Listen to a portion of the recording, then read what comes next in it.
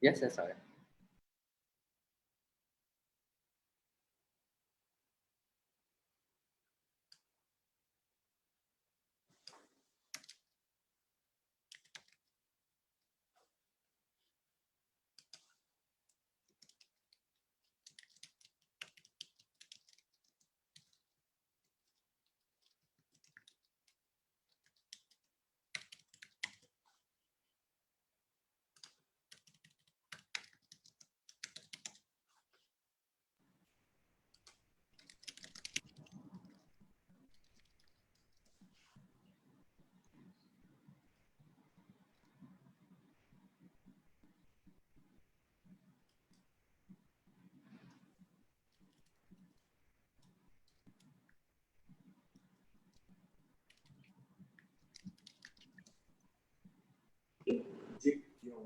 Good morning. Good morning, Mayor. Hi. Morning. Mayor, I would like to introduce our President and Dean, Dr. Jikyeong Kang. She's also on this panel. Hi, Dr. Jikyeong Kang, President and Dean. Good morning, Mayor. Good morning. So good to see you here. I'm honored to be with you guys today. I'll do my best to answer all your queries. We're going to use the word rock star in my introduction because that's the way I always have thought of you. And I was telling Bernie, it's a shame that I don't get to see you in person. But hopefully we'll be able to. Yeah, we'll meet in a good weather or in a good day. Yes, I'll try to visit your institution. I'll do courtesy call. We'd love to have you. We'd love to have you. I'm sure our students, but also our faculty and staff would be absolutely thrilled to have you visit the campus. And Mayor, you might even want to become a resource person in one of our classes. Thank you in advance, Bernie. Sige, kung may ma-share tayo, why not? The Mayor. In fact, I don't know if you heard that someday when I retire, I'm going to retire and involve myself in sharing practical experiences. Excellent. You know, former World Bank chief, former very previous ADB president, even Cesar Purisma. He just did a webinar about a month ago for us. And, you know, we are very, very popular among retired, semi-retired businessmen, because you get to share all your experience and knowledge you gain. So absolutely, please do think of it as a next profession, if you will. Whenever you're ready, I'm sure you have many years ahead of your work. But you know, you can always come to a special session. There is no obligation as to how often or how many, but you know, we'd love to have you come in and talk about what's dear to your heart. Thank you. Thank you. So I think we can start. Sige, it's up to you. Anytime I'm ready na. Ready na, Mayor. Jikyeong, can we start? Mag-ano lang ako, no? Dr. Bernie, baka most of my Tagalog okay lang ba? Yes. Tataglish ko na lang as many as possible. Sure. We also have an international audience, Mayor. Duduguin ang ilong nila sa akin. We have people from Bangladesh, from India.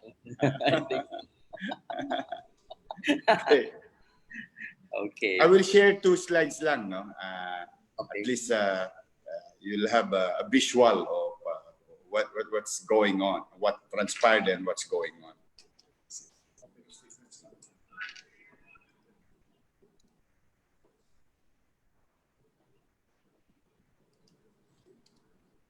So I think we can start now. Good morning, everyone. Welcome to our first Brewing AIM since the imposition of the lockdown. We are certainly very happy to see everyone here. For everyone's information, more than 500 people signed up for this webinar. And I think we also have more than 1,000 already on our Facebook page where we are also live streaming this event. I understand this is also being broadcasted on our speaker's official Facebook account, which regularly draws thousands of followers.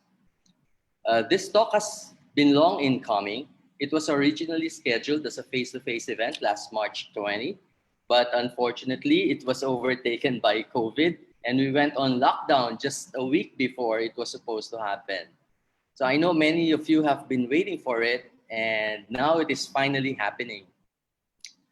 Before we proceed, let me just remind everyone of a few house rules. Those who have been attending our webinars are quite familiar with this already. Jaika, can you please flash the house rules?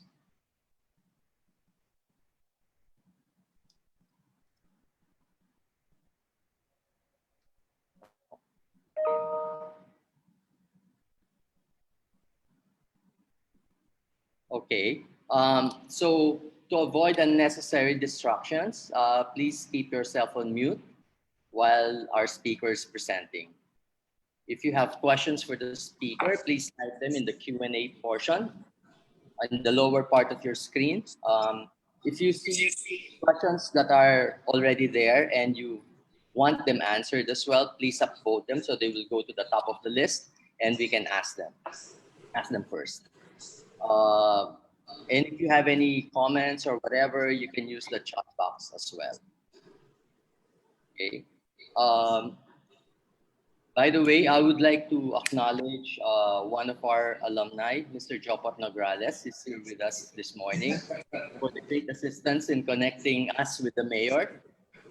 It was actually the two of us who personally went to deliver our invitation for him to speak at this forum. So thank you very much, Jopot.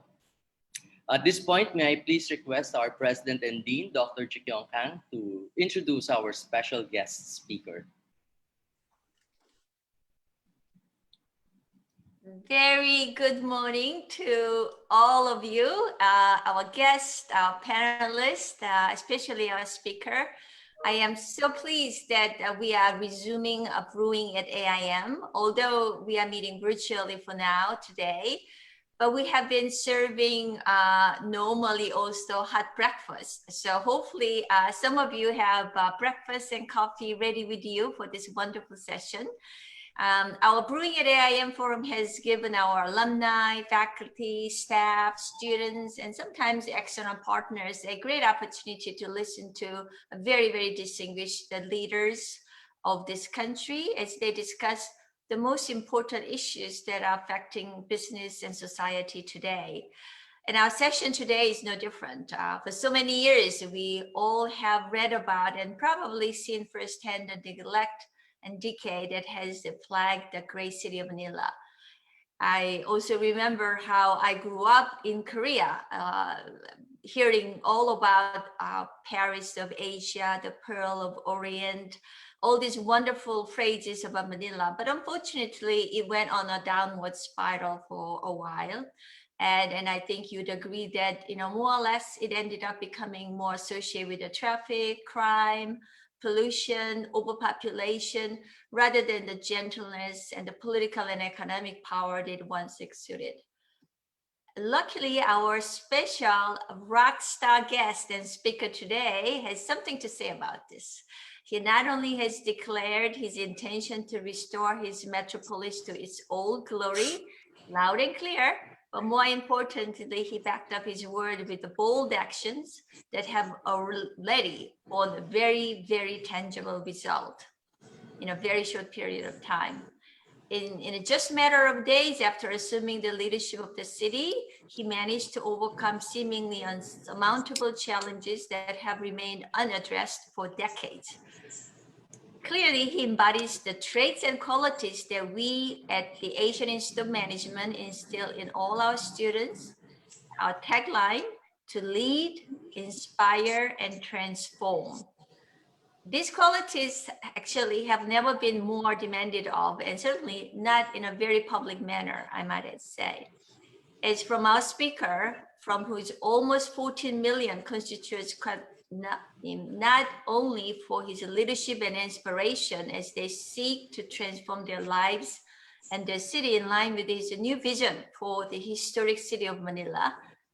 We certainly look forward to knowing more about the man whose practical insights and political savvy has brought about effective changes in a very short time, as I mentioned before. His leadership has truly risen to the fore, and the nation has definitely taken notice. I'm sure you all would agree. Ladies and gentlemen, it's my privilege to welcome to Brewing at AIM and to present to all of you the Honorable Mayor of the City of Manila, Mr. Francisco Moreno Dumagosa. Over to you, Mayor. Oh, thank you, Dr. Jikyeong Kang. I hope I pronounce it right. Very For your, good. for your kind words, President and Dean of Asian Institute of Management, and of course to Bernie Jiao, Executive Managing Director, Alumni Relations Office, to the Asian Institute of Management, Alumni Community and Faculty at lahat ng nandito. Magandang umaga sa inyo.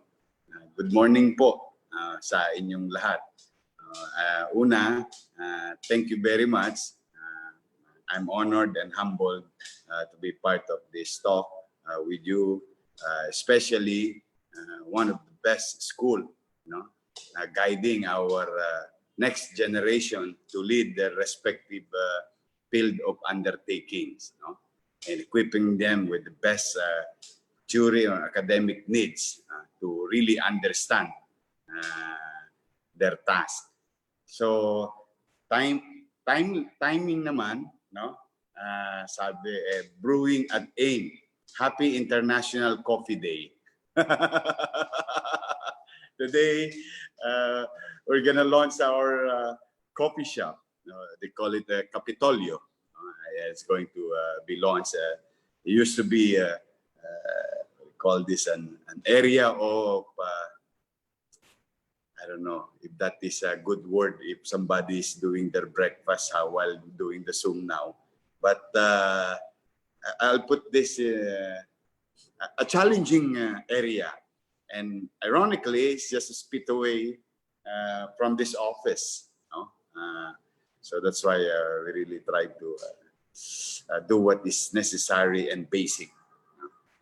And now, after so many development in the area, we try to put a public comfort room, fully air-conditioned comfort room with people manning it, and launch the coffee shop.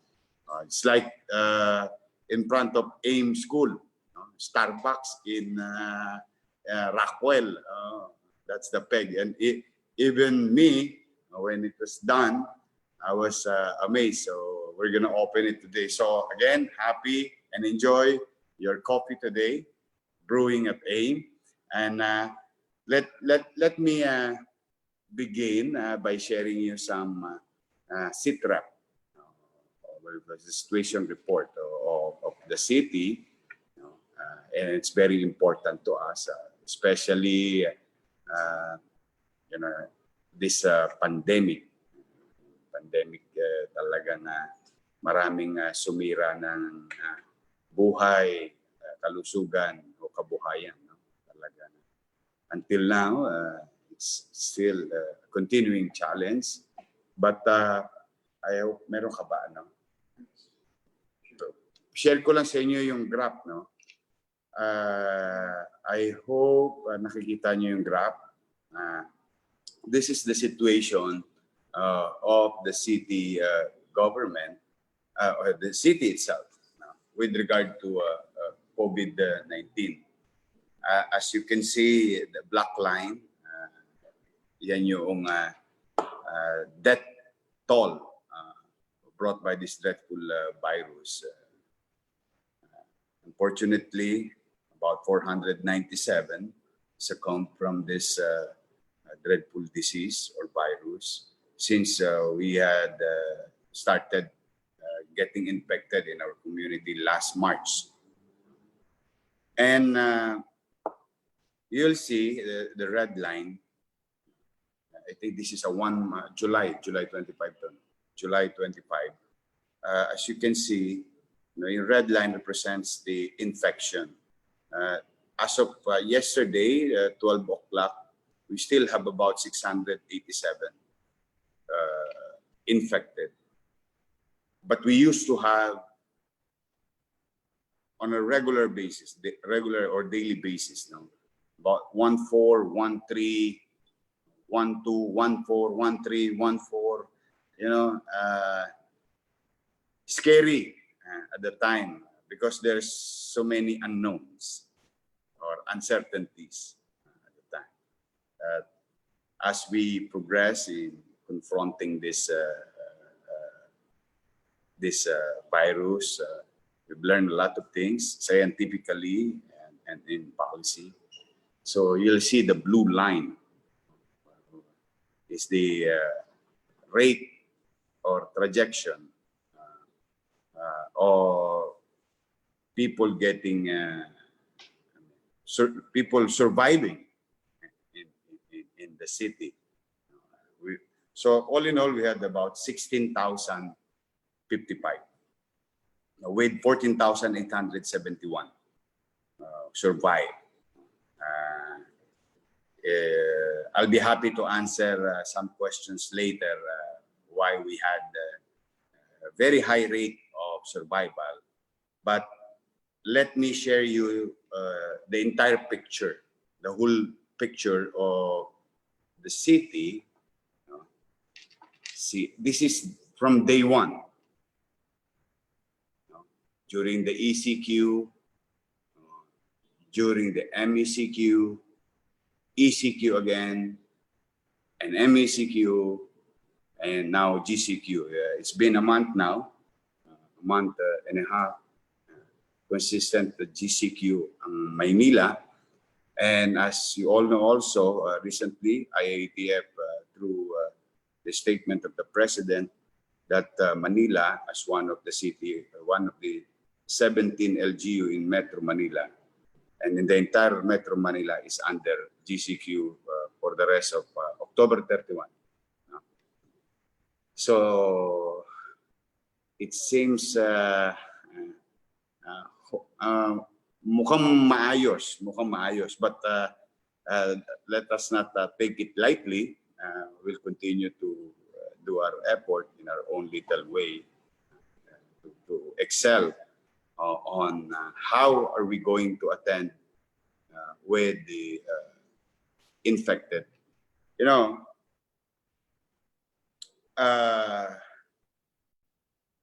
noong dumating ang COVID,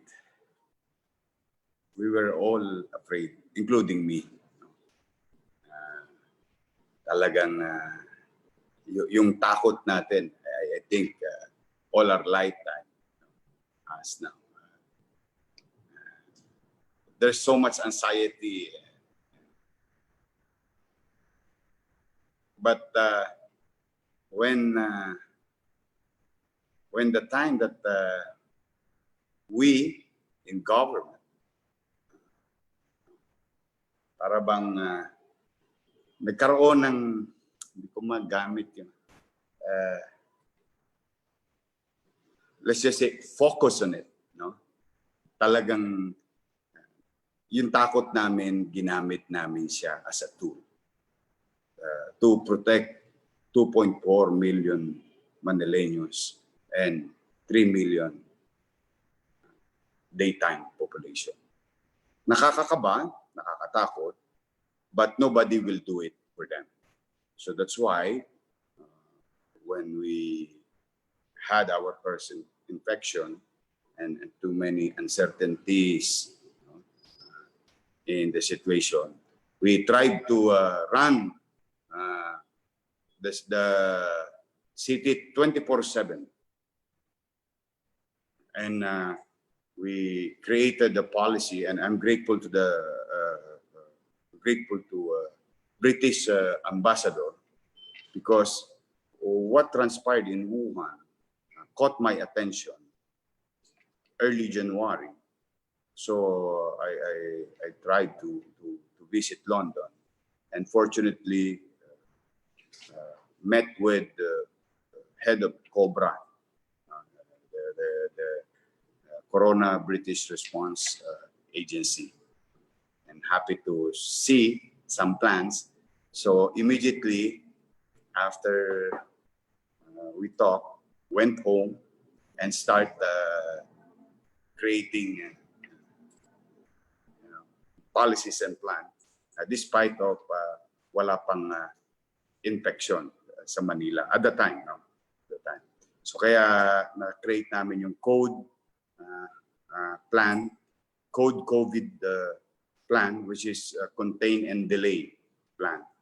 Then as we progress, mga siguro after 60 days or almost 2 months, we amended the plan and making it a Code M, COVID plan of the city, which is contain, delay, and mitigate the economic repercussion of this COVID to families and businesses in the city. So, sa awa naman ng Diyos,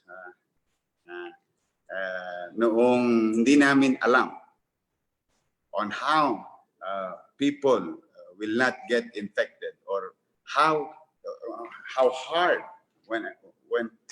how hard to control 2.4 million minds. And I said to my group, I told them, if we cannot do anything about the habits of the people, then we should focus on proper, ample, better, or best healthcare. So we did. We strengthen our medical facility, infrastructure-wise, equipment, and all available medicines that are acceptable in world standard that helps a patient. So that's why you see the blue line a while ago.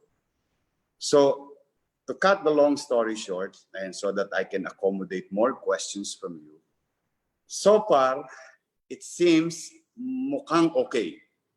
Mukhang okay. That it's being, the numbers or the city, modesty aside, is ahead of the numbers in terms of capacity to address it, including our bed capacity. But there is still danger. You know, I always approach this in a conservative manner while addressing buhay at kabuhayan. When we amended the plan 2 months after, yung life and economy. But we continue to approach it conservatively. So, yun, awa ng Diyos. Okay naman, but one is danger. 687 is more dangerous. So, you really have to be very careful. There's still infection. But I'm grateful to God that the people of Manila continue to listen and behave. Not all, but most of them continue to behave properly and adapt, to this what you call the new normal. So again, we're still in the middle of the battle. We'll pursue based on plan. There is no guarantee of success, yes, but one thing that we can guarantee you, we'll be there every day. We'll not stop until we succeed. Please give you peace of mind, especially mga taong bayan. So yun lang po, Mr. Bernie. Yan po yung sitwasyon ng Maynila with regard to COVID. And fortunately, again, I'm grateful to God that economically we were affected, but medyo hindi yung ina-expect naming sobrang sama. So, nagpapasalamat ako sa mga blessings na yun dahil yun ay kapaki-pakinabang sa aming mamamayan. We still have some money to sustain the rest of the year, and hopefully the people will continue to pay taxes.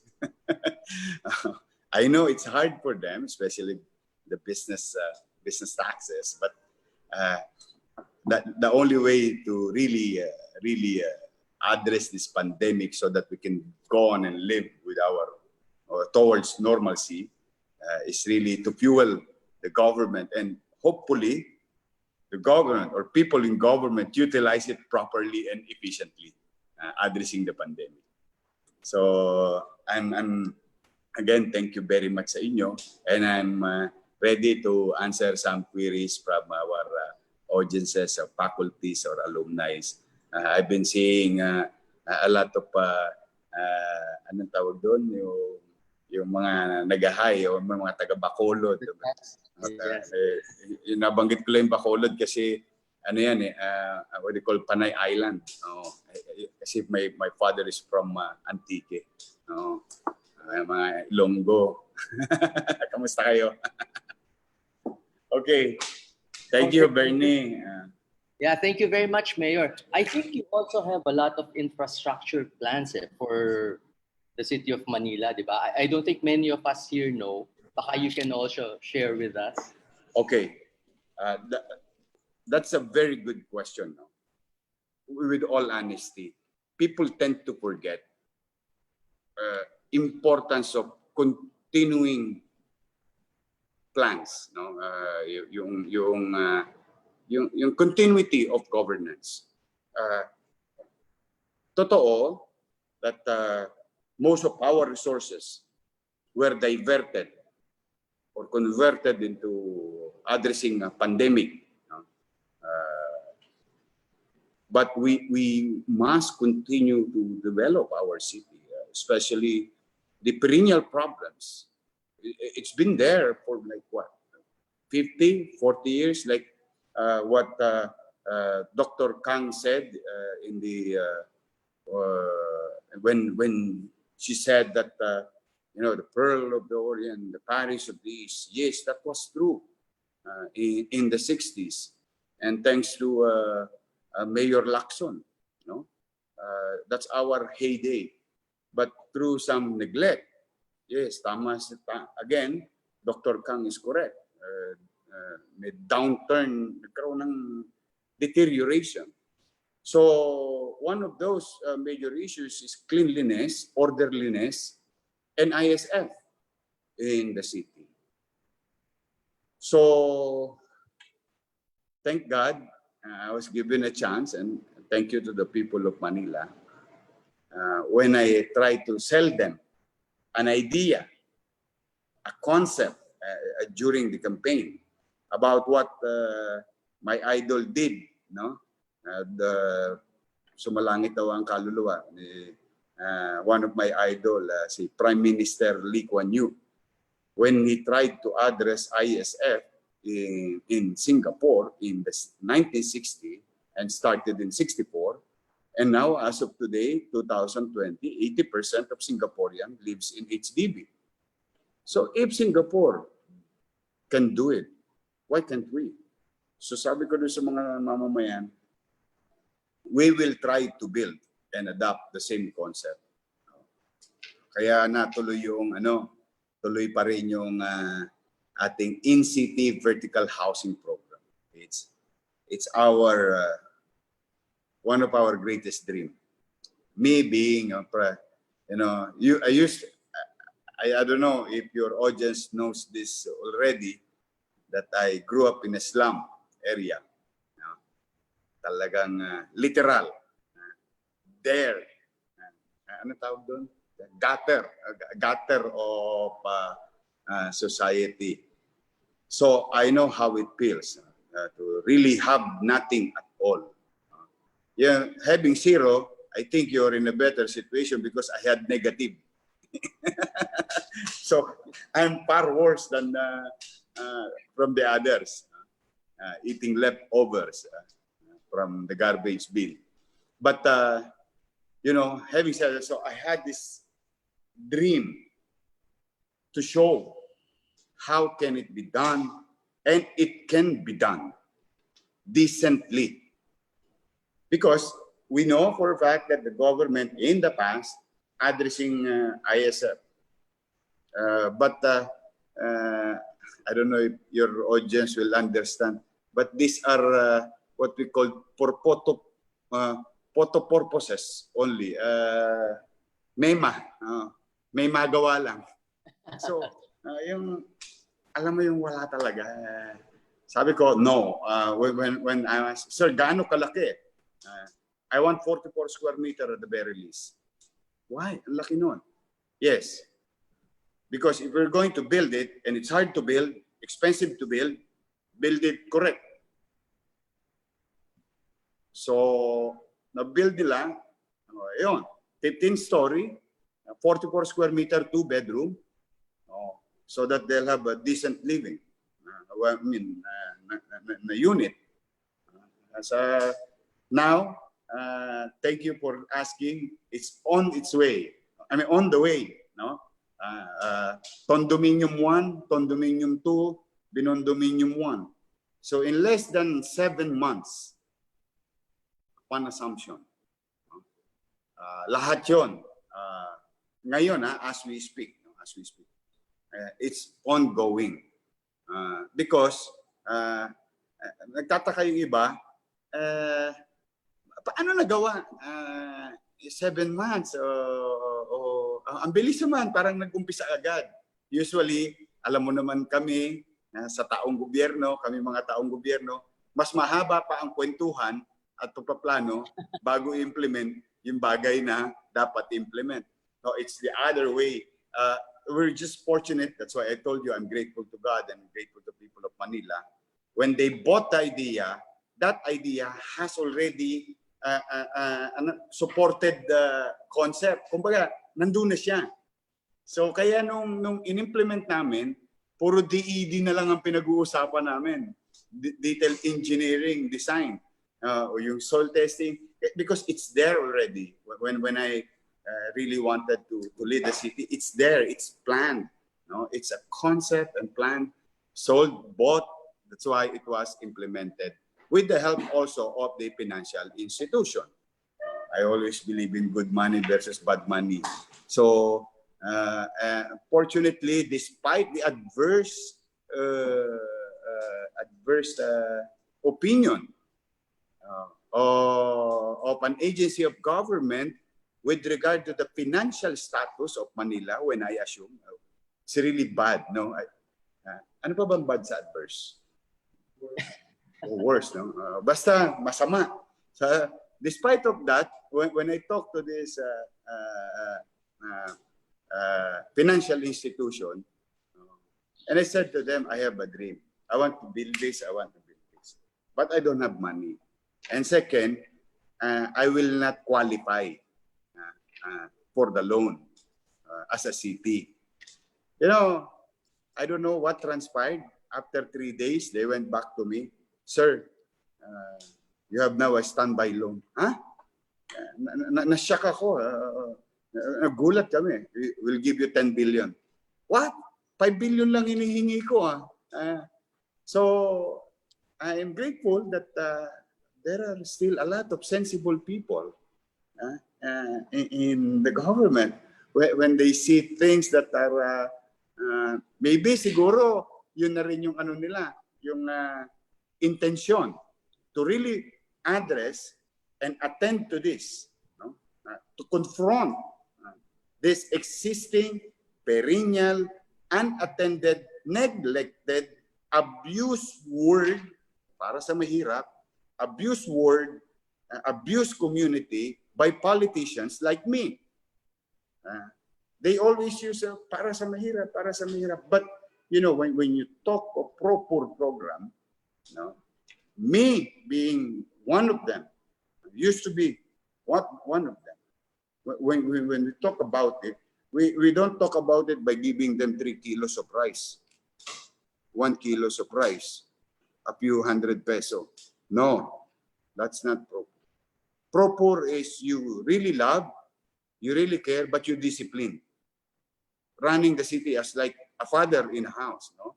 Di ba? Anong tawag yun? Anong tawag? Top love ba yun? Top love. Oh. Na, pag pinapakita mo, oh, mahal ko kayo, I'll be there, I'll do something disruptive, but this is the right way to do it and address and put a dot on it, no? So yun, naniwala naman sila. At ngayon, nakita na nila na nag-erect na. Okay, I'll show you. See? Binon-dominion. Ayan pala, ayan. Oh, good. Ayan. Ano sinabi ng DMCI? Kala mo, pag-iisipin mo minsan, kala mo pang-kondo talaga. Because it can be done. You know, it's cheap. Not cheap like when you compare it with cost and you're trying to be honest about the program. Kahit ako nagugulat. No? That's a 15-story binon-dominium. Other one, please. Condominium. We call condominium, Mr. Bernie, and to the guests. Kasi noong dekada 80, there is a bad meaning for condominium. No? Our houses. Condominium in the 80s, you can research it, Google it, patong-patong na squatter. Na bahay. No? O shanty. Sabi ko, when I was asked, sir, anong ipapangalan natin? Name it condominium. Sir, di ba bad ang impression about condominium? Yes, it's bad. But that was in the 80s. Then let's utilize that adversity in our advantage so that the next generation will be proud that when they were asked, where do you live? And proudly saying, in condominium 1, condominium 2, condominium 3, because it's a decent, honest to goodness in-city vertical housing program. So the other one, after addressing this, hopefully, we'll finish as soon as possible and create as many as possible. There's so many. Don't get me wrong. Don't get me wrong, guys. There's so many. In fact, hindi ako magiging successful. Hindi rin siya failure, pero hindi ako magiging successful 100% addressing all of them in the riverbanks, in the roads, in private properties, in by the bay, you know. But at least, hopefully, the next leaders, because they saw already how can it be done, they will just follow suit, follow the concept. Then another jewel of Manila, I think a lot of people here is close to their heart, is Manila Zoo. You know, Manila Zoo. Manila Zoo, I shut down Manila Zoo for the simple reason that, ironically, we try to implement to you guys, to the people, on how to protect the environment. No? We in the government saying, oh, linisin niyo to. Then we as government, local government, is also throwing pollution to Manila Bay. Because yung Manila Zoo, walang septic tank o sewerage facility. So sabi ko, sarado niyo yan. How can we ask somebody? We don't have moral ascendancy to implement this kind of rules and regulations to businesses if we also is violating our own laws. It doesn't make sense. So close it, we'll develop it. We'll compete with Singapore Zoo. that's the start of that development. Sabi ko, don't give me something that is the same thing than same thing from yesterday. Anyway, we're going to close it. We'll deprive the people of Manila and others to visit the zoo, but let us make it worth the wait. No, do it right. No, and as you can see, I'm grateful to Architect Manyosa, who is a national artist, I guess, one of the prime architects of in our country. Siya po ang nagdisenyo niyan. Kaya makikita nyo, you don't need to go to Singapore Zoo. Go to Manila Zoo. In a year and 6 months, I guess, we will have the best zoo in Asia because it is the first zoo. If I'm not wrong, it is the first zoo in the region. No? But again, if I may borrow Dr. Kang's word, it deteriorated, neglected. So we are reviving it.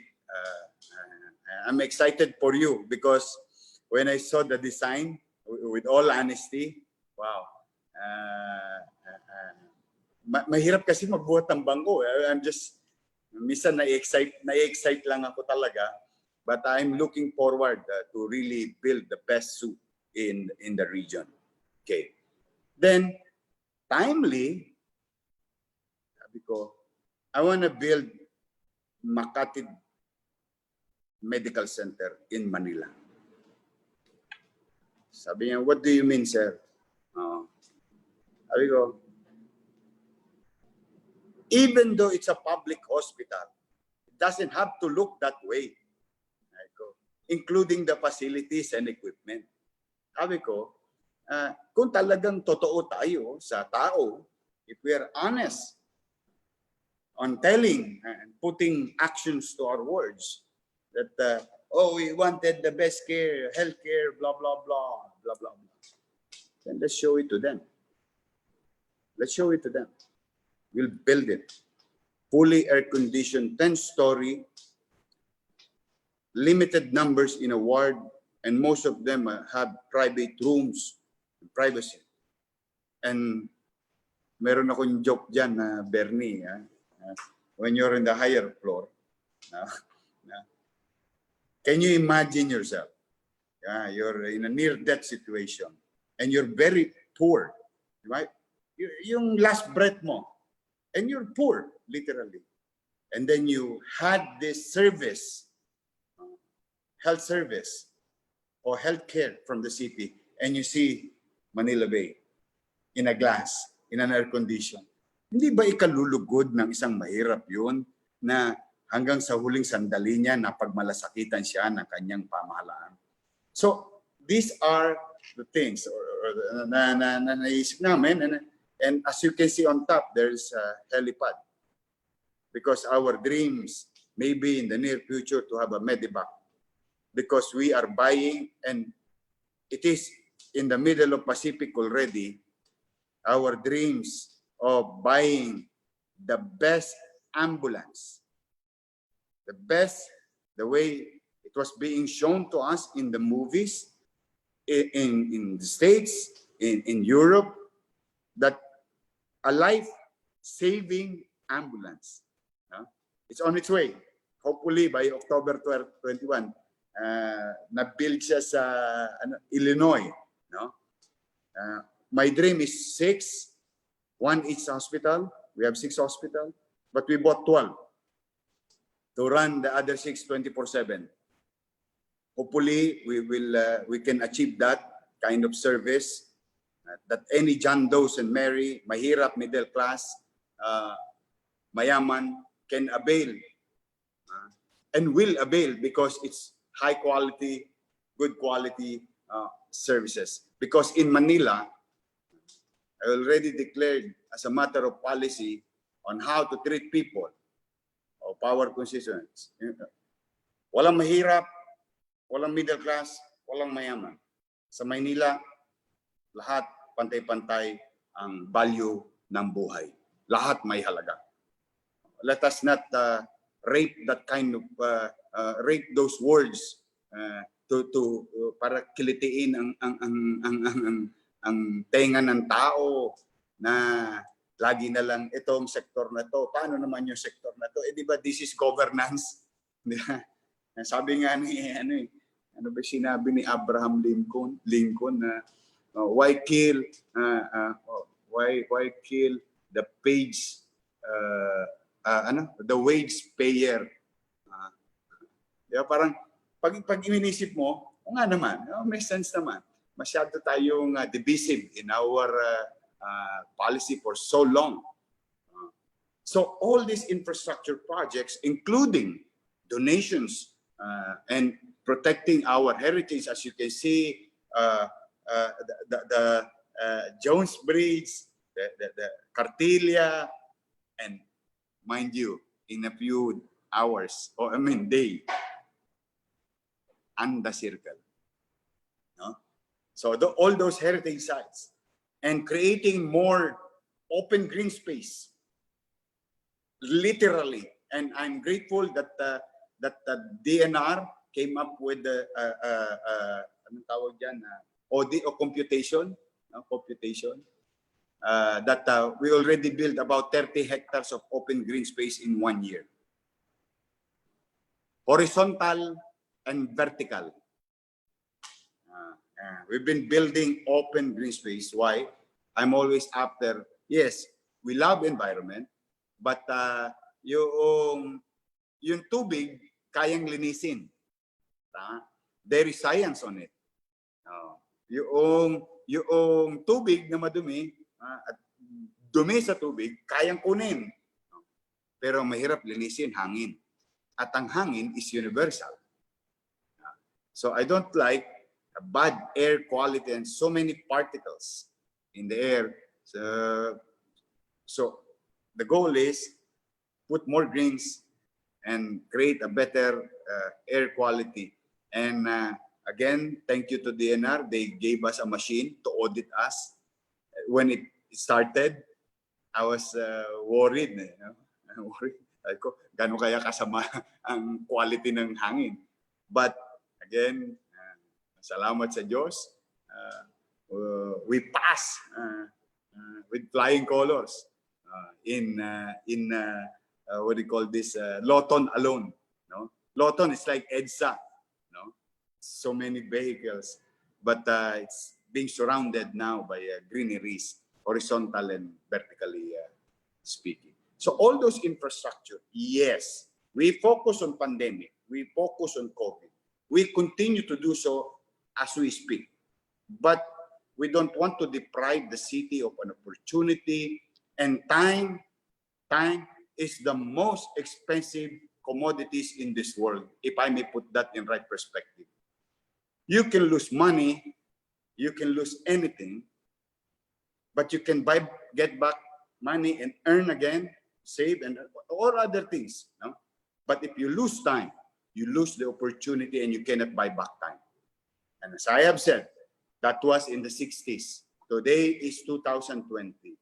So the last heyday of Manila, when it was being called Pearl of the Orient, Paris of the East, that was in the 1920s, 1930s, war destroyed the city, and a mayor of Manila who has so much balls, so much conviction to really address the chaos and anarchy in the streets after the war, brought back to its feet. And that's the time where they saw Manila as an opportunity for everyone. And after him, unfortunately, untimely, he died. So the rest is history. So, ang gusto namin, okay, yeah, we may not achieve it in a short period of time, but we have to start somewhere. And when we start, we have to show proof how it's being done correctly, decently, and long term. So we'll do the centimeter concept, then it will become inches, inches will become meters, meters will become kilometers. That's what we're trying to do. In fact, nakita nyo yung Divisoria. I don't know, nakapasyal na ba kayo sa Divisoria?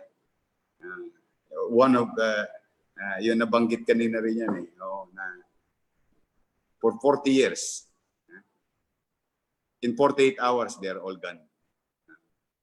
That kind of obstruction in Divisoria and one. So tuloy ang infra to stimulate more jobs, more movement, raising the buying capacity of one person by creating opportunity to work. Tuloy ang plano to address our long-term problem and long-term goal. Tapos, focus sa COVID. Thank you very much, Mayor, for that very expansive discussion on your infrastructure plans. Sorry, madaldal ako ha. You know, for someone like me who lived in Manila for a very long time, in fact, we still have a property on our legi. That's really, really inspiring. And in fact, you know, it might inspire us to move back to Manila, you know, one of these days because of all these new developments that are happening. But our president would like to ask about the condominium and the binondominiums. Jikyeong, would you like to ask yourself? Sure. You know, in the UK, I'm a Korean, by the way, Mayor, and I became British citizen because I moved here from US in 2000. In the UK, I'm not so sure how familiar you are, but if you go to London, Manchester, Birmingham, you have this high-rise, we call it housing buildings, built by the government. And when they are in concentrated areas, it looks nice at the beginning, but then sooner or later it becomes eyesore, it becomes another kind of slum altogether.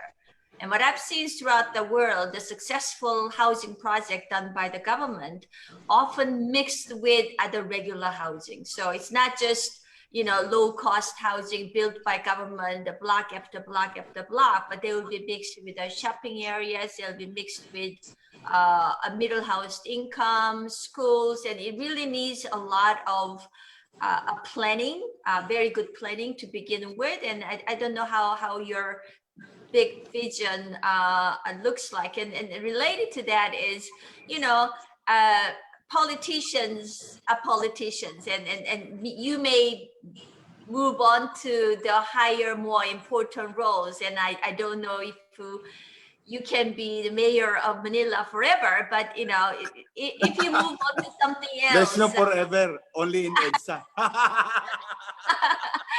but you know, when you're speaking at the beginning, I was actually thinking about Singapore, and then you said, you know, my idol, and I said, I hope that's Lee Kuan Yew. I mean, everything Lee Kuan Yew did, not in my dictionary idol, but a lot of things, especially what he did for Singapore, it's just amazing. You know, I'm Korean by birth, and what Park Chung-hee regime, when I was growing up, when I was in university, we hated him because of you know, his political stance. But what he did for economy is amazing. So I guess my question also is related to how can you ensure that your legacy, your plan, your dream, your aspiration will live on, and you know, next time when somebody else comes in, you know, whether it's how many years later, nobody knows, right?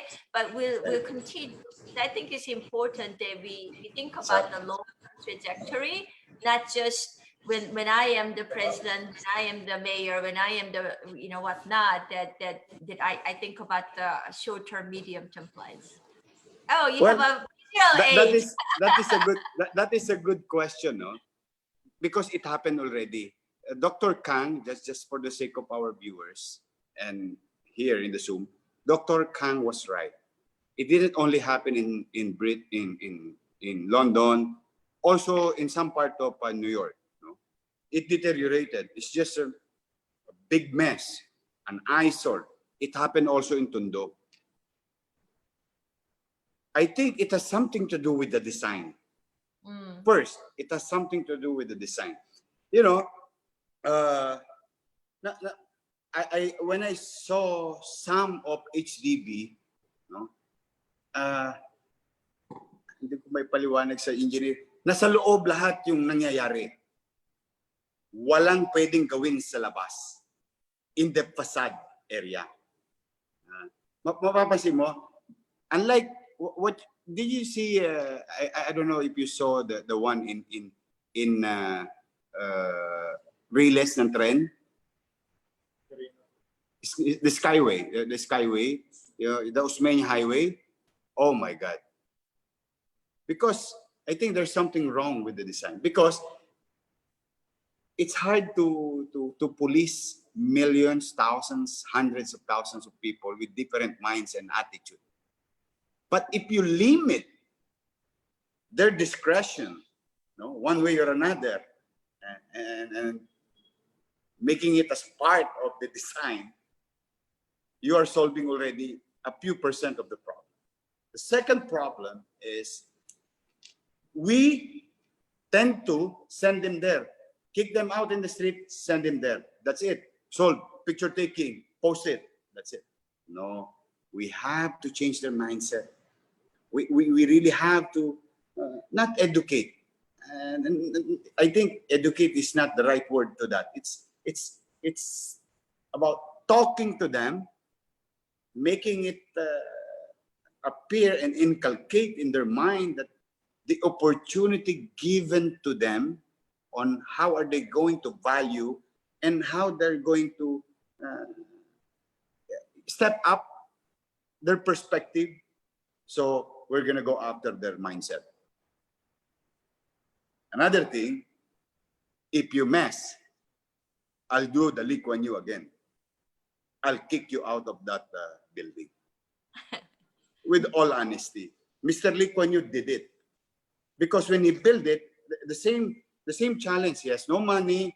He has no technical expertise. There is, but limited at the time. They're just trying to win the independence on all other things of their country at the time. There's so many challenges for Mr. Lee Kuan Yew. But when he built it and somebody's trying to mess it and putting a poultry inside the building, putting a grocery inside their house, their unit, he showed to everyone. He kicked those person out. Then discipline. What those of the government is serious, and I'm also serious because this is expensive in a way, cheap in terms of the. I think you know what I mean. Lowering the cost.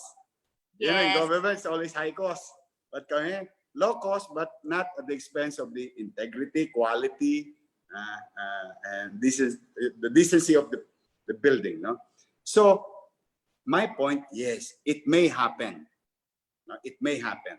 But I did try to, anong tawag dyan? Porsiba ang tawag doon. Because of my experience, because of what I saw, because of what I have learned, that's why we limited. Kaya I'll show you more designs, and this is on its way. Another areas in Manila. See, this is Del Carmen. No, as you can see, there is no room for them to develop further outside. They will fall. It's always inside. There's an open space, more space inside, but outside is just plain glass. HDB. Parang HDB. Yung siguro, hindi mo malaman who is living in HDB, who's living in a middle class or upscale unit. No? Then another one, see, Pedro Hill Health Center. This is now utilization of rare commodity in the city or highly urbanized city. We have facilities, and one of the rare commodities is space, but we own some. But what we did, like in this case, see, Pedro Hill Health Center. This is existing. No, this part. And I told them, okay, let's utilize the space going up.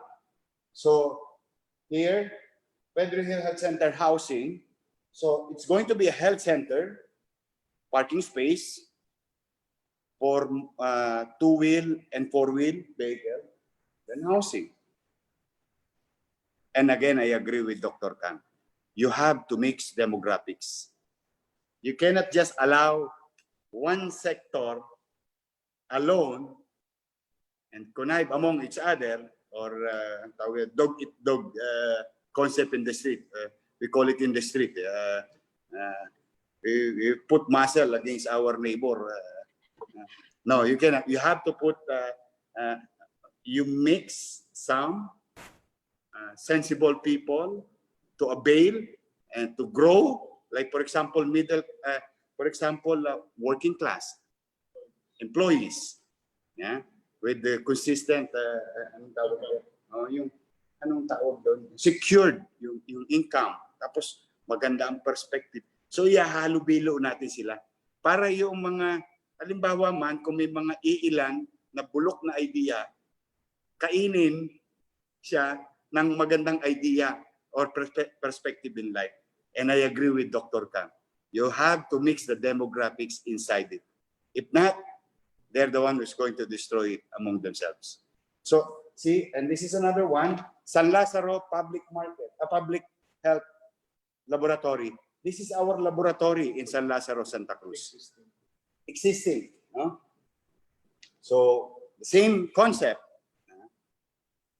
Parking, housing, employees, ISF, other middle class, or those people who wanted to have their own. Like my mama said, sabi ng nanay ko, basta tanda mo, pag nagkapera ka, pumili ka ng iyo. Pag meron ka na, umulan, bumagyo, at least may mauwihan ka kahit wala kang makain. Yan ang sabi ng nanay ko sa akin.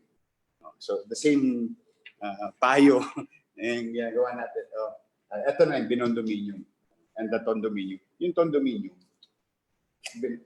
Binondominium. So this is the condominium.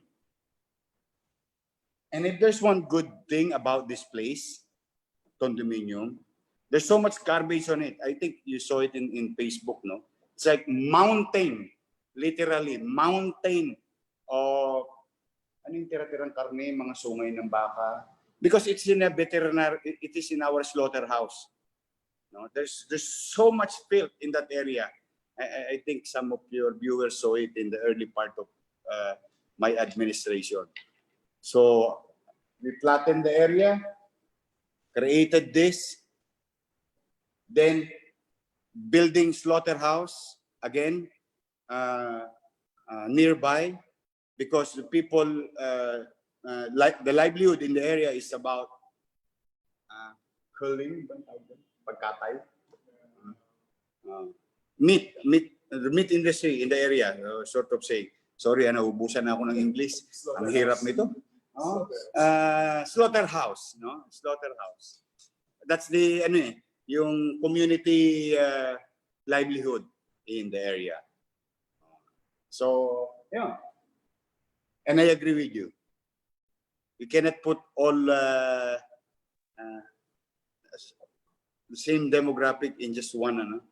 We have to, alam mo yung akay, akayin mo, shepherd.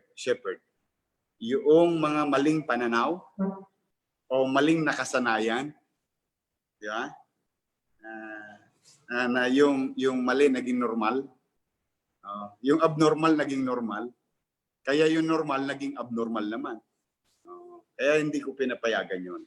With all honesty, I really love them. No politics. Just trying to be honest with you. I love them, and I cared for them. But I cannot allow them to destroy themselves by having the same mindset and continue to have the same mindset.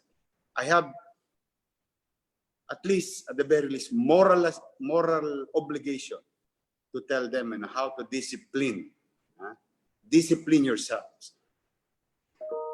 Okay lang tayong maging mahirap. pero hindi natin kailangan maging dugyot.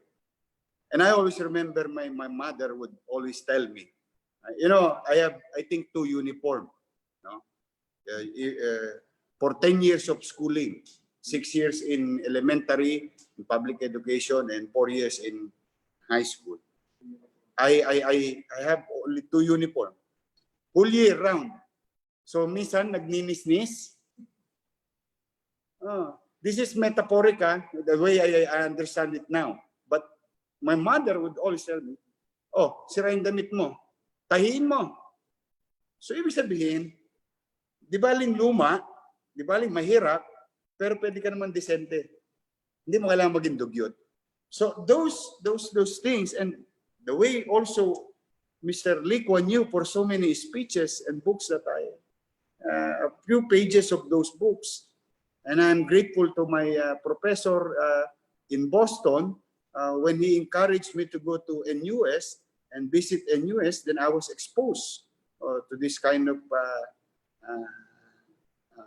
policy. I'm trying to implement it in such a manner. Yung sinabi ko kanina, inch by inch, meter by meter. But when I go to you, we make sure we're not going to leave that area. We'll be consistent. So I would rather fail on other things, not to attend to other things yet, because I want to put certainty in a particular space, particular area, demographics, or problems. No? Then, pag nasanay na, what do you call this, naging new habit yung old, naging new habit yung old, right, normal, then we go to another area. So, hopefully. So, Jikyeong, you're happy with the mayor's answer? Very happy, very happy. And then one thing I would like to just briefly comment, and I also with the mayor 100% plus on changing the mindset, because I've seen in India, you know, time and again, they build the public housing, they move people off the street into the housing, and they move out, you know, the black market homes, because they don't feel they can adjust to a different lifestyle living in this housing. So unless you change their mindset, unless you actually think about their whole life and lifestyle changes, it's really hard to change their habits. They feel they are more comfortable in a way to live in slums and out on the streets. So I think I cannot agree more with him. Thank you very much, Jikyeong. And Mayor, we have tons of questions here for you. Sure. Sige, I'll try to answer it to the best of my knowledge and ability. All right. Okay. So the very first question from Mr. Noel Fontanilla, he says, "Dear Yorme, coming from Tondo myself, do you think the people have started to become more disciplined to sustain the improvement and development of our cities?" Malayo pa, to be honest.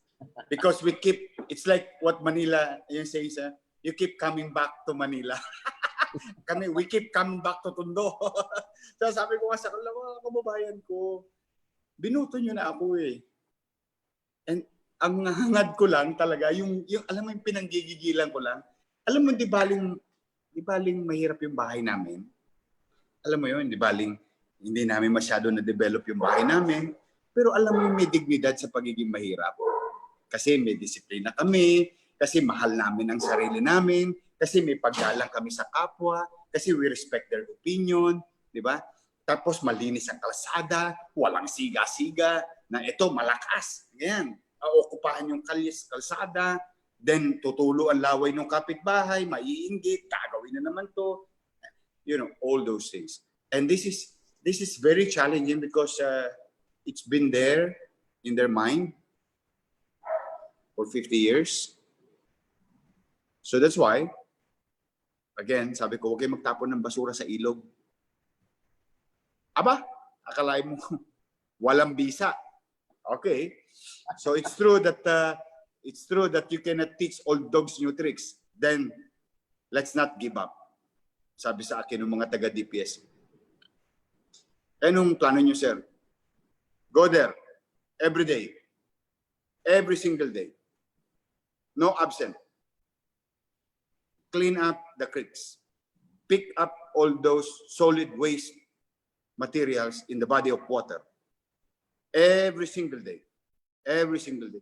Sir, hindi pa tayo parang nagsasayang? Yes, nagsasayang tayo.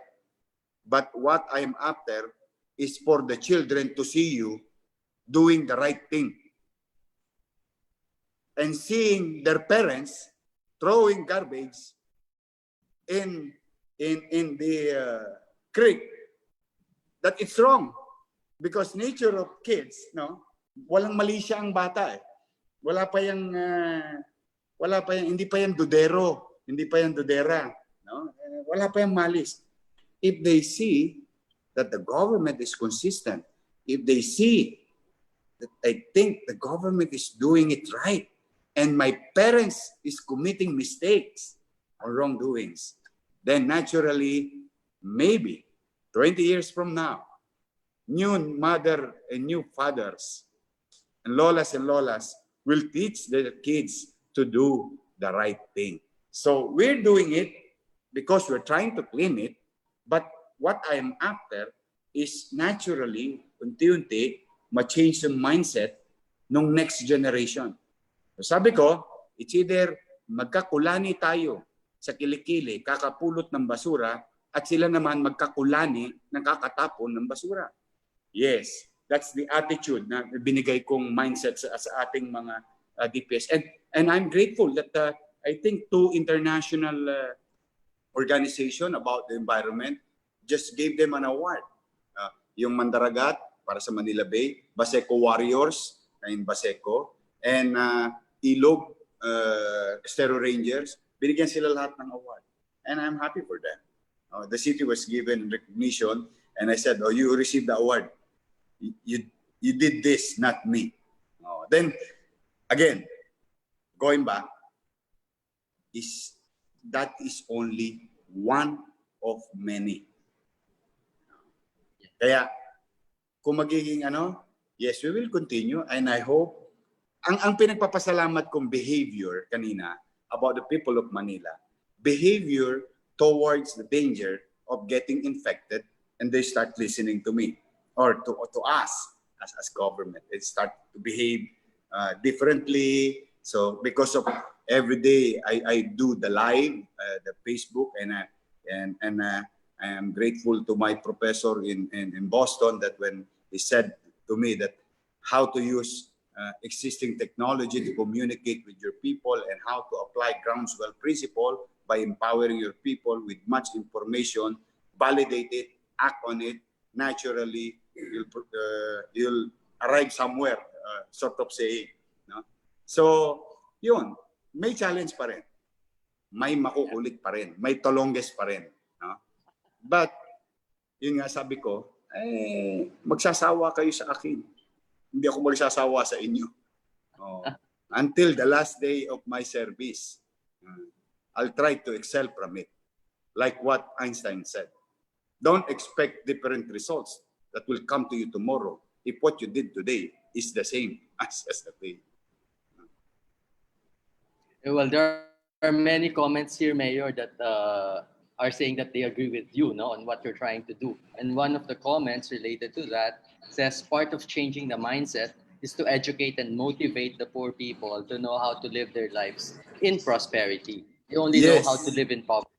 So part of the solution to changing mindset is to educate and motivate, teach them long-term values. Yes. Yun nga yung sabi ko, yung pagpapahalaga sa sarili. Kasi ganito ang utak namin. Ako na lang muna. Being there. Nung araw, ganito lang ang mindset ko. Saan tayo ngayon? Magbabasura kami. O magsa-sidecar ako. O meron ng pera, meron ng picha. O meron ng chicha. O tulog na tayo. Bukas ulit. Ganun ang wala lang. Alam mo yung mairaos lang. Alam mo yung salitang mairaos lang, may kinalalagyan yun na tamang sitwasyon. Pero pag ang salitang mairaraos lang, ginawa mo araw-araw, paano kapag nahirati ka na sa kama? Hindi mo na magamit ang lakas ng iyong pangangatawan para kumain. Diba? So sabi ko, yun ang ganun kami dati. Ako, personally. And again, as I was introduced to a lot of people, especially the old one, sensible old people, trying to, I've been asking a lot of questions and trying to learn, trying to be a sponge as quick as possible, because I think I've lost so many time in my life to really have that kind of opportunity. Maybe baka may dumaan ng opportunity sa akin, hindi ko pa napansin. Tolongges din ako. But more than that, talagang kailangan talaga. Ako dito ako naniniwala. Hindi lang talino. They need to be educated. Yes. We need to be educated. Yes. Because that is our lifetime tool to pursue our dreams and aspirations, the wants and the needs, no, in life. But in that kind of community, medyo talagang masusi. Kailangan masusi. Pagbabago ng pananaw. Okay lang tayong squatter. Huwag kayong mahihiya. Okay lang tayong mahirap. Huwag kayong mahihiya. Ganyan ang tadhana. May pinanganganak na mayaman, may pinanganganak na mahirap. But it doesn't have to be that way, the way it is now, na dugyot tayo.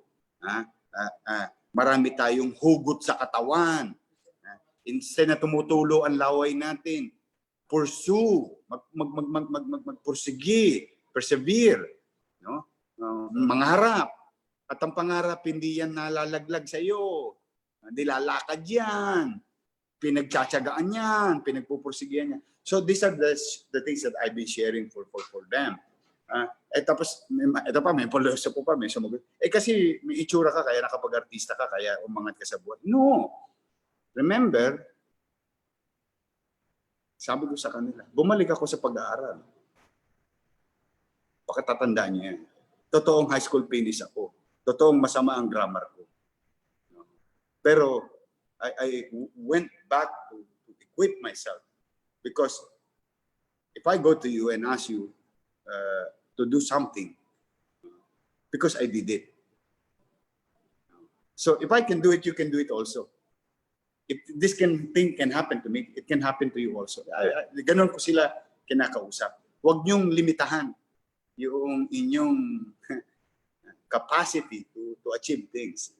Well, hopefully, maging successful. But, if I can save one less problem for the country and the community. Yeah. Thanks for that, Mayor. I think this next question is very timely, because I remember you mentioned this to us the last time we met at your office. So, Manep Hamlin is asking, what is the state of Manila's digital transformation? It would be great if government services, including payment of taxes, can be done online. I think you're already into this. Yes. We are competing. There's this, anong tawag dito? Merong competition niya sa DILG about digitization. And modesty aside, no, you can check now while you're doing the Zoom, www.gomanila.com or www.cityofmanila.ph. Okay. This is an end-to-end solution. When we say, I don't know if there's tech people here, when we say end-to-end, so the moment you log in, put details on it, the last thing that you're going to do is to receive a receipt without human intervention. Because, again, sabi noong teacher ko, you cannot solve corruption. Nasyak kami lahat. Tama ba yung narinig ko si teacher ko? Sabi ko doon sa Onax, doon sa katabi ko, did I hear it right? Yeah. I'm asking myself the same thing. You cannot solve. Yeah, this is a teacher from Boston. I will not mention the school, but when I was nagulat kami. Pero meron pala siyang catch, no? Catch sentence, no? Sabi, the only way, sabi niya, the only way to solve corruption is to limit human discretion in government service. Nagulat kami ngayon. Oo nga, no? Then, the way to do it is to adapt to technology in delivering services. That was 2012. Vividly remember. That's why when I came in as mayor, sabi ko doon sa what I called institutionalized individual. Alam mo sa gobyerno, marami ng institutionalized. Okay, we're gonna adopt this. And I'm gonna get it for free. Huh?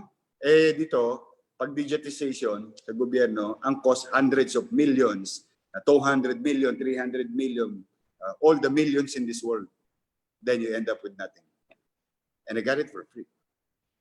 Thanks to Mr. Pangilinan, when I went to him. Then Mr. Multisys, subsidiary company ng Pangilinan Group o FPI. We got it for free. But it took me 7 months to convince. Sabi ko lang sa inyo, mahaba lang ang pasensya ko talaga. But it's there already. I'm happy to share it to you. If you have a property here, Bernie, yesterday is the last day of the third quarter. You don't have to go here, fall in line, be a victim of fixer, mga talongga sa hallway, or wait for so long with all the traffic and COVID. Just go www.gomanila.com or download it with your Android. iOS, not yet. Just download it with your Android phone. You'll see there. Now, we went beyond not only real property taxes, online business taxes online. Secretary Lopez saw this, no? Ease of doing business. Pati ngayon, birth certificate. We can deliver it to you. Ngayon, pati health permit. Now we are going to OVR or TVR, traffic violation receipt, in a matter of a few weeks. Na hopefully, pag nahuli ka, o may debit card ka, tap.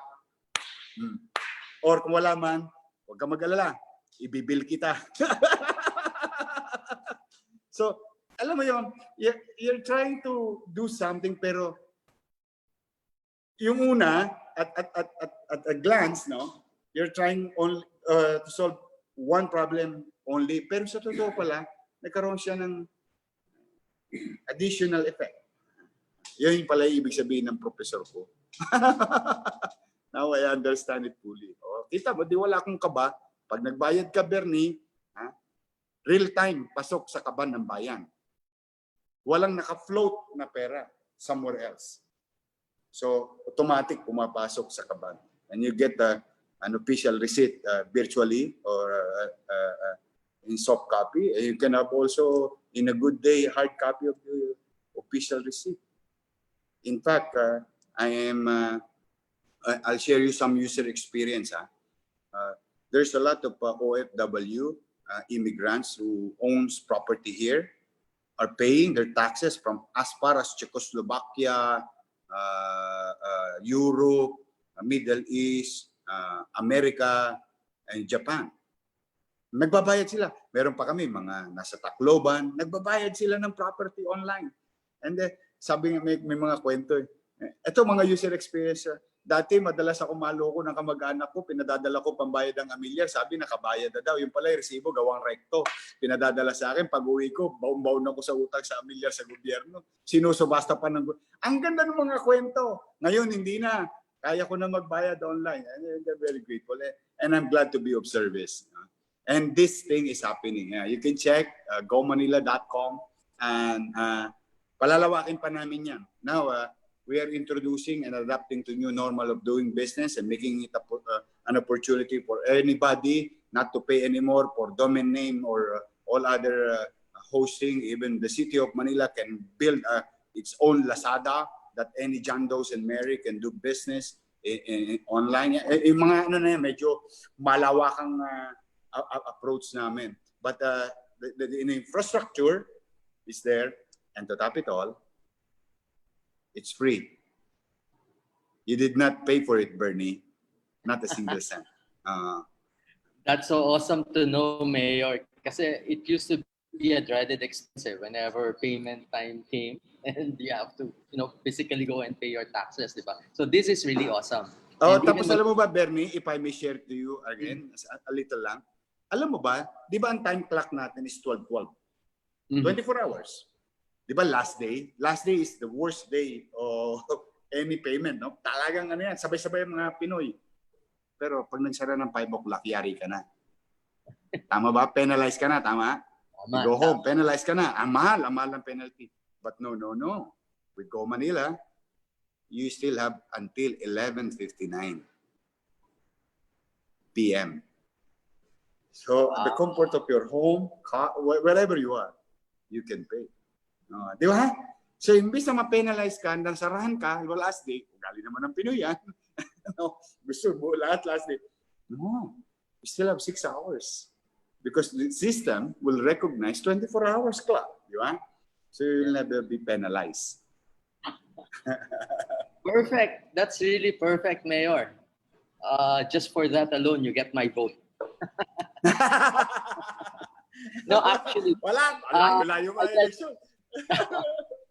I'd like to acknowledge also the presence of Mr. Anwar Chowdhury. He's our alumni chapter president in Bangladesh. So meron siyang comment. He says, "My sincere thanks to Mayor Francisco. I am highly amazed with his plans for low-cost housing and for the healthcare system. My only request for him is to keep Manila pollution-free." Well, he's been visiting us. Yes, I was asked, what's your goal? Diba sabi ko, ang gusto ko lang, malinis, maaliwalas, at panatag na pamumuhay sa lungsod ng Maynila. That's the greatest dream. Yes, and that is one of the major policy. Talaga, malinis na hangin, kalsada, walang obstruction, walang mga siga. Yes, there is still some. These are tolerable areas, but the major problem, talagang kailangan wala. Tapos yun pati tao, sana magwalis-walis, maglinis-linis din. Yeah, pollution is really a matter of concern. There's a question now from Pia. She asked, how are the public school students and teachers coping with the school year now, especially the challenges in providing internet access to households and the cost of obtaining personal computers? I don't know. Kinikilig naman ako. Well, okay. We in the city government is the first to address in the country the blended distant learning 3 months ago. In fact, I hope you don't mind. You can browse my page or the MPIO page. We have about 275,000 students, and we try to reach our goal to have at least 3:1. And this costs billions of pesos, literally. No? At I am fortunate to be with people around me and the national government's attached agency here, DCS, working hand in hand with us, addressing our constituents. So, Manila, it may be It's not perfect. The solution that we offered is not really bombo, but I think we can survive with this new normal of blended distant education. We provided tablets for our students, elementary, kinder, elementary, high school, and K to 12, and some portion of our colleges. But all 275,000 students will have a 10 gigabyte per month with rollover bandwidth for connectivity. So if they have their appliances, they have connectivity. With our teachers, we bought 11,000 laptop for 10,300 teachers with packet Wi-Fi, 10 gig per month with rollover for free, shouldered by the city. We bought about 110,000 tablets of our 275,000 students. So if you do the math, at least 3:1 or 2.5:1. And the second batch, another plan in trying to project the surge, because there was a surge. But the surge came late.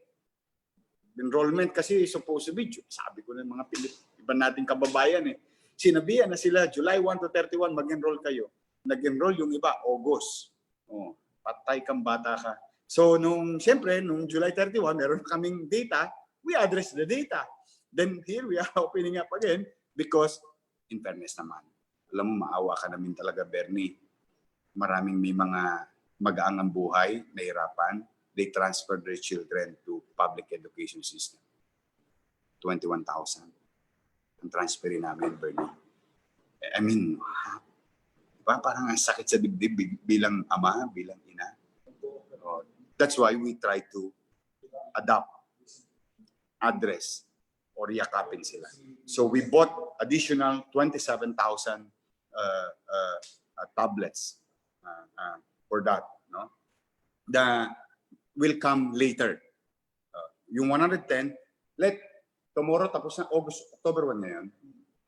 Baka ngayon tapos na, delivered na yung mga tablet. Hopefully, no, maabot namin yung October 5. Pero the second plan, the second batch will come latter part of this month because it's a new order. So, with regard to blended distant learning, and I am thankful to Secretary Briones that Manila are being ang tawag doon?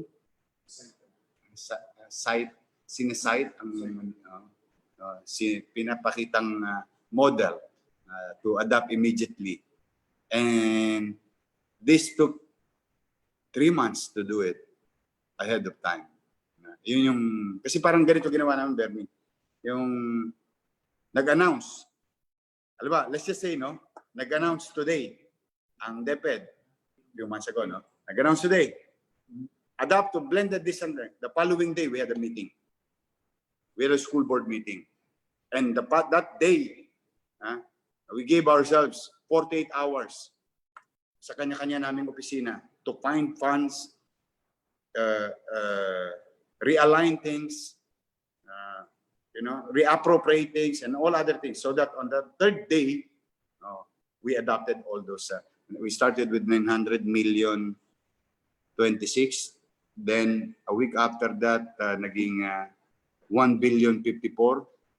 Then a month after that, it became 1 billion 200 million plus pesos.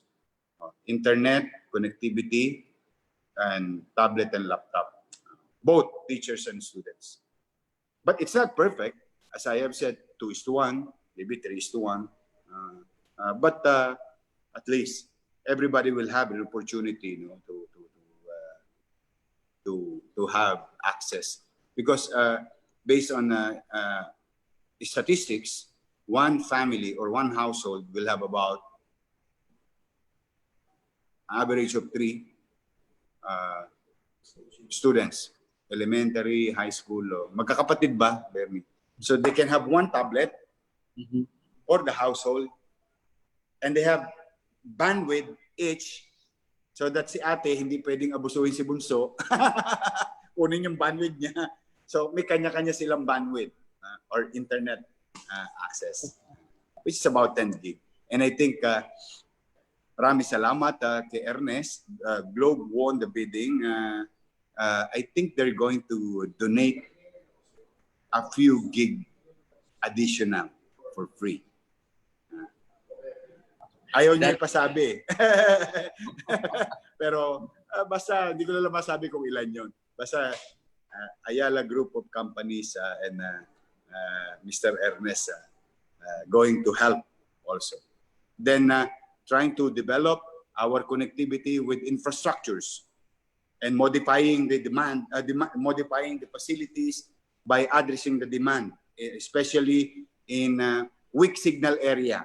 So magmo-modify ang Globe by putting up some structures in the city.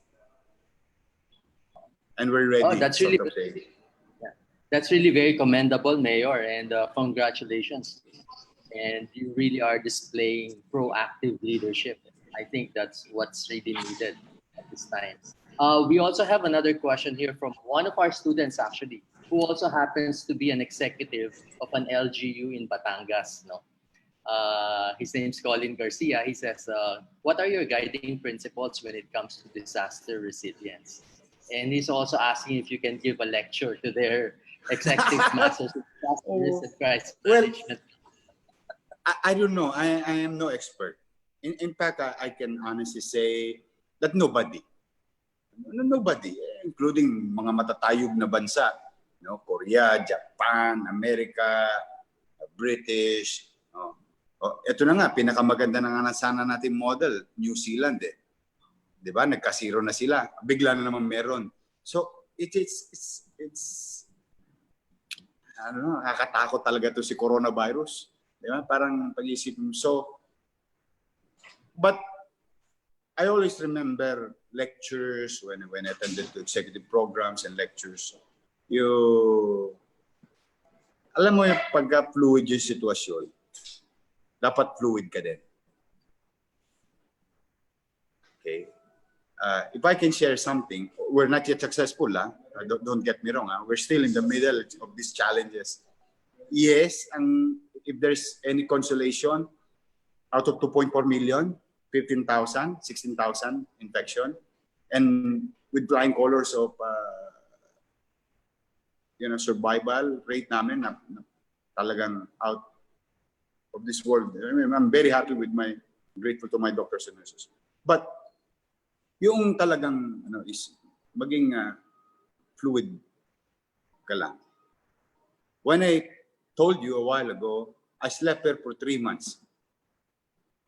Never saw my family in 3 months. Only out of 90 days, siguro baka 10 araw. Here, you see this what you call this aquarium. There's a sopa in that area. 3 beses na ako nahulog dyan. Because we tried to run the city day one.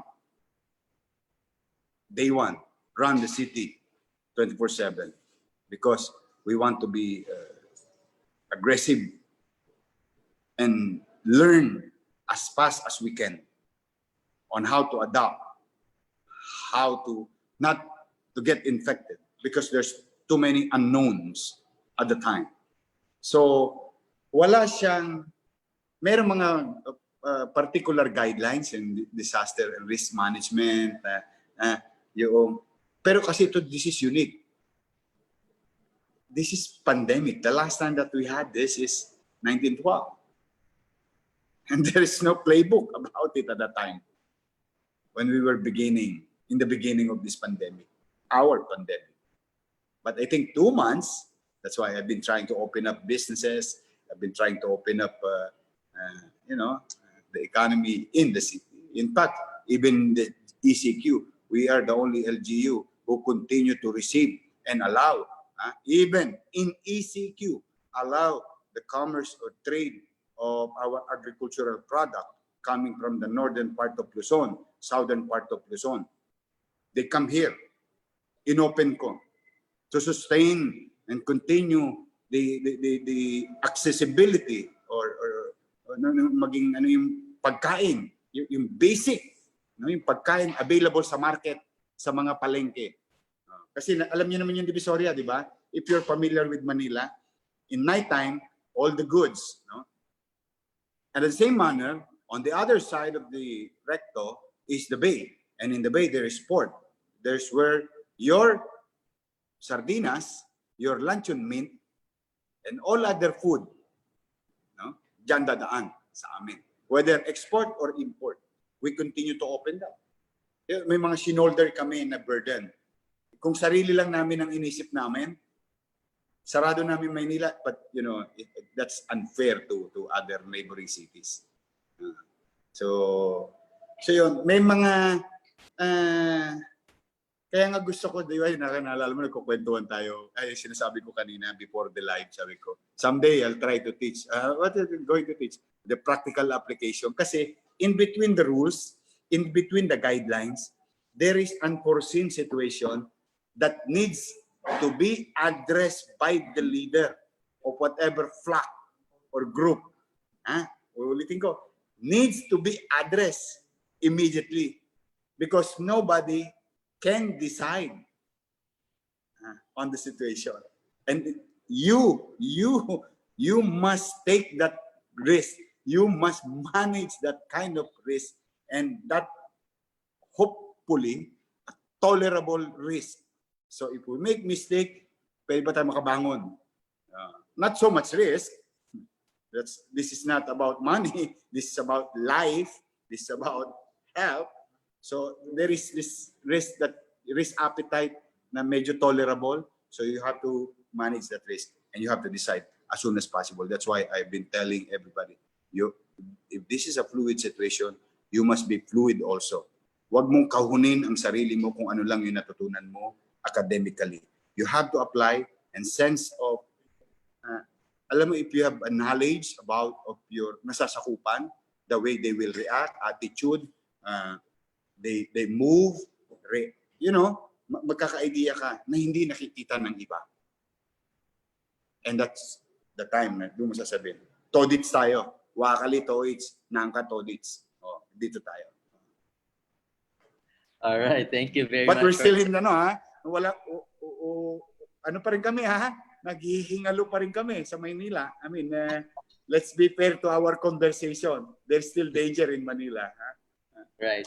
Well, related to that, Mayor, may isang tanong. What has been the most difficult issue for you, unique to Manila during this pandemic, and what have you done to address it? And in parallel to that, maybe this can be shared as best practices, so other LGUs can adopt them as well. Okay, the best challenges siguro pag minsan na naalala ko is yung paano mo tatanggapin sa sarili mo bilang leader ang hindi mo kayang gawin at hindi mo magagawa at hindi mo makokontrol. Ang yayabang ng mga politikong katulad ko. Di ba lahat kami mga politiko, may mga politiko pa nga dyan, magbibidyo-video. Dito, kausap po mga scientists, ito dapat ang ginawa, ito dapat ang ginawa, ito dapat ang ginawa. Di ba maraming mga ganong mga politiko? They have all the answers in this world. But no, acceptance is the key. Kaya sinabi ko sa inyo kanina, napansin mo yung nagpapakita ko ng graph. Ano sabi ko? May mga bagay na hindi ko makukontrol, which is infection. Why? You're talking of 2.4 million minds with different demographics and needs and problems, personal or community. Tell me, who can control 2.4 million minds? And the problem is virus. It can be transmitted in a few feet away, which is your family immediately, at yung mga chismisan sa labas, at mga trabaho, and so on. So how can you control? Sabi ko, okay, we'll put discipline, we'll implement what we have to implement with regard to rules, but let us not spend so much money in disciplining our people. We should invest in healthcare. If the problem is health, then we should equip and protect doctors and nurses and medical workers, redevelop our facilities, buy high-end equipment that can be made available to any John, Doe, and Mary. Because this is viral, this will not choose your status in society. A poor person can be infected, and the billionaires can be infected, but they need bed. They will need oxygenator. They will need a doctor. No amount of money can save them. Nobody. Money in this pandemic, there's no guarantee with all the money in this world that you're going to survive. So proper, ample, better, or best medical. So doon kami doon namin kinakay. Doon kami nag-invest talaga. Build ng quarantine facility. In fact, we were the first local government. Modesty aside, I'm just stating facts. We were the first to build the Manila Infectious Disease Control Center. Upon arrival, nakakreate kami ng 4 na bedroom. A week after, 14. A week after, 60 bedroom COVID positive capacity in our hospital. After that, okay, 1, 2, 3, nagkakaroon na tayo ng infection. Let's build quarantine facility. Delpan quarantine facility. Now, we have 13. Nung nagbi-build kami ng mga quarantine facility, hindi nila pinapansin. Wala talaga. Ano, ba't walang laman yan? Bahala sila. Huwag mo sila intindihin. Intindihin mo yung plano natin. Intindihin mo yung goal natin. Just build. Then it turned out, noon nagkaroon ng surge, everybody's now building quarantine facility. Kami, we're receiving patients in our facility. So, nakukuha mo, yun nga, wala talaga siyang perfect solution, but I just want to be ahead in terms of numbers. And in fact, I adopted the concept of Alamo. I told the director of Division of City School, sabi ko, pasensya ka na, Dr. Lim, meron akong pakiusap sa iyo. Pag dilubyo na ang problema natin, worst comes to worst, I will get all the classroom in the city to convert it as a quarantine facility, even though doesn't fit the category, just to segregate the healthy and the infected, to save at least some of the people of Pilipinas. So, ganun nang naging namin. Talaga nag-invest kami doon. Now, in fact, modesty aside, kami may remdesivir. LGU kami. But we bought remdesivir. And it helps. Science will tell you, 35%. It will help a patient, COVID patient. Then, we continue to build. Recently, maraming salamat sa Ayala, maraming salamat kay President Duterte. Nabigyan na naman kami ng 2 makina, ng DOH at ng DBM, at RT-PCR. Tapos, ginawa namin, nung lumuluwag kami, no? Di ba nag-offer kami ng drive-thru, walk-in testing for free to anybody. And the logic behind is, this is a universal problem, then it has to be approached inclusively. We cannot say, bumuti tayo rito, yung kapitbahay natin, delikado. Dahil pagpunta natin sa atin yan, uulit lang, tatamaan din tayo. At the same manner, masama tayo dito, mabuti sila ron. Pagpunta natin sa kanila doon, madudumihan din sila. Sort of say. So we have to open. We have to, alam mo yung set aside some pride. Alam mo yung yabang, yung, akin to is, dito lang kami. No. Kaya minsan na-o-off ako pag may mga ibang tao na yung, may mga ilan na para bang silang may knowledge how to solve this. Na gusto lang palitan yung mga tao sa gobyerno dahil mali daw ginagawa. Yes, mali. Wala namang perfecto eh. Huwag ka nang lumayo. Yung Estados Unidos, nagkanda-ubos-ubos na nga sila eh. With all the money in this world. Scientists in this world. Oh, 2 milyon, 200,000 na patay sa kanila. The same manner with Italy, in London. You know, wala talaga. If you're going to compare a developing country to a developed country, they should have a better world. But they have the worst. Di ba? So, kaya yung, sabi ko, alam niyo, sundin niyo si Churchill. Sabi ko doon sa mga kasamahan ko. May sinabi si Churchill eh. Sabi niya, you don't throw stones to every dogs that bark. Focus. Let's set aside politics. Senator, let's set aside politics, sabi ko. Tabi natin yan. Walang dilaw, walang pula, walang asul, at kung ano ng kulay. Tao. Yung tao. Buhay ng tao. Tapos, hopefully, may awa ang Diyos. Bukas may gamot. Halimbawa lang, may vaccine. The city of Manila already earmarked, saved, put it in a bank, 200 million pesos to acquire medicine for our people. It's there already.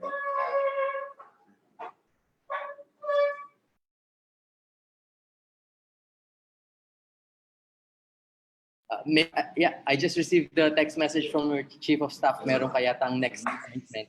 Maybe we can wrap it up. And can you give us some advice? And maybe Jikyeong, would you like to say something also and ask the mayor as a wrap up? Thank you so much. I have attended obviously many of our Brewing at AIM events, but I don't think I've ever seen so many questions and positive comments and appreciations coming through. So thank you so much for gracing us. Perhaps since we have many of alumni and some of students, and then also I checked that a lot of people watching on Facebook as well. So I'm wondering, Mayor, if you could give us a few words of inspirational message for young people in terms of how they live their lives, or something about the leadership, something about what we can do as individuals for helping the country, the nation, as well as the community. Well, if you wanted to help the country, you must continue to believe in government. We must. We may not like those people in the government, some of them, but we must continue to believe in government. In a civilized world, in a civilized time, we must be guided by law and order. That is what you call certainty. No? If there is certainty, then naturally, in progress, darating. No? Yun yung una, if you wanted to really... So cooperation nowadays, with regard in fighting together this COVID-19 coronavirus, is very valuable. People in government working hand in hand, no matter what disagreement, no matter contradicting opinion, no matter contradicting beliefs. For the meantime, set aside all those things. Just we as human beings, go together and fight this pandemic, and hopefully we survive. And I believe, I'm optimistic that God will continue to guide us, and we will survive in this challenging time. Now, sa buhay, wala ring perfect rule or formula how to be successful. But I'll share you some principle. I think I mentioned one already a while ago. Einstein said, that don't expect different results will come to you tomorrow if what you did today is the same as yesterday. Then Confucius said, and this is also my guiding principle. Confucius said, he who asks question is a fool for that moment. He who does not is a fool forever. And I don't want to be a fool forever. I would rather be, look fool for that moment when I ask you things, but you'll never know how many questions that I have asked and learned already. Kaya I will continue to adapt. Then you persevere. No matter what. No matter what. I know it's hard. I know it's hard. It's not easy, but you have to persevere. Yung pagpupursige sa buhay. Halimbawa, maswerte kayo, o kayo, mga mapapalad kayo, graduate kayo lahat ng alumni kayo ng AIM, isang prestigyosong institution. But no matter whether you have PhD or MBA, if you're not going to persevere or pursue, nothing will happen to you. You just have MBA and PhD. Only have diploma. You really have to use this and push yourself. Kaya wala siyang perfect formula how to be successful. Meron lang mga guide, but you have to practice. Keeps on practicing all those beliefs, or aspirations, or dreams. No, alam mo, may kwento sa mangga eh. Alam mo yung nung elementary kami, yung Juan Tamad, yung si Juan Tamad, nakaganon sa ilalim ng puno, hinihintay niyang bumagsak yung bunga ng mangga. No? Katangahan yun eh. Abot naman niya eh, hinog na eh. Hindi niya pa kinuha. The only way that you're going to do is to put some action to enjoy the fruits. So he let it fall in his mouth. By that time, bulok na yun. Opportunity is gone already. So yun lang siguro muna. Hindi ko naman masabing successful ako sa buhay, but comparatively speaking, from where I came from and where I am now, I'm grateful to God and the people of Manila and to my friends and those who persons and individuals who believes in me. Nagpapasalamat ako. But we're still in the middle of things. I don't know the ending of this, our journey in life, until you retire. Doon mo pala mako-quantify. But yan, siguro masishare ko lang sa inyo. And I've been doing that almost every day, the whole life. Magpursige sa buhay. And, ito pa, last. Sige, magaling ka na, nagpupursige ka na, nagsisikap ka na. All those things, sinusunod mo na. Baka naman makalimutan mong may Diyos. You have to pray. You know, a lot of people in this world asking for blessings, and God is very busy addressing everyone, and billions of people, yeah. You're not asking. Why would? So sometimes it's good to ask. Ask for forgiveness, ask for blessings and guidance, and there's no harm. Laway-laway nga lang eh. Pinagdamot mo pa. So ingat kayo. Please take care and keep safe. Thank you very much, Mayor, for spending all this time with us and for all your candid answers and your advice. Everyone, I'm sure, was inspired by everything that you've shared this morning. And I hope we can have a part 2 for this because we have more than 35 questions that have been left. Sige, I'll be happy to answer all those things. Especially in a good weather, no? I want to go with you and go to your institution. But Dr. Kang, thank you very much to the president of AIM and to the alumni and viewers all over the world. You're welcome to Manila, but you have to wear face mask, wash your hands, and practice physical distancing. We go to the beach. Sure. Thank you so much for Thank you. all your wonderful words today. Yes, if we can have one picture. Oh, sure. You pay me 20 pesos, etnib. Okay. Okay, 1, 2, 3, smile. Okay, thank you. Thank you. Mag-ingat kayo. Please take care. Thank Keep you, safe. everybody. Bye. Bye. Maraming salamat, Mayor. Thank you, everyone, for attending this very, very inspiring brewing. We look forward to having you again in our next sessions. So stay tuned. We'll let you know when. Thank you, Jikyeong. Bye. Bye. Bye-bye. Bye-bye.